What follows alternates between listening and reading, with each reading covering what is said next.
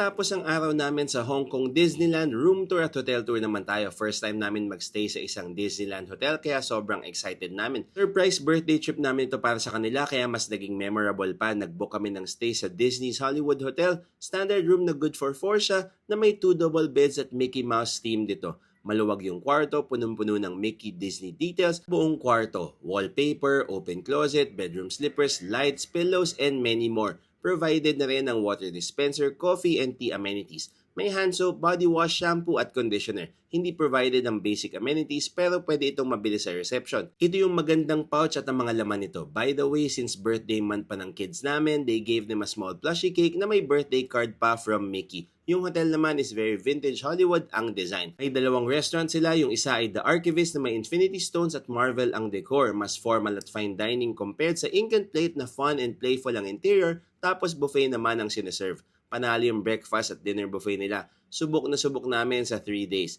Medyo mahal but yung quality ng spread, panalo. Nagpakasawa kami sa sashimi, steamed lapu-lapu at Peking duck just to name a few. Ganda yung kanilang garden area na may playground, swimming pool, outdoor activities at magandang view ng Discovery Bay. Masaya mag-picture-picture dito at maraming pwedeng gawin na free activities for hotel guests. That's it for our room tour and hotel tour. Abangan naman ang dinner buffet experience namin sa Ink and Plate sa next video. Thank you for watching. See you in part 3.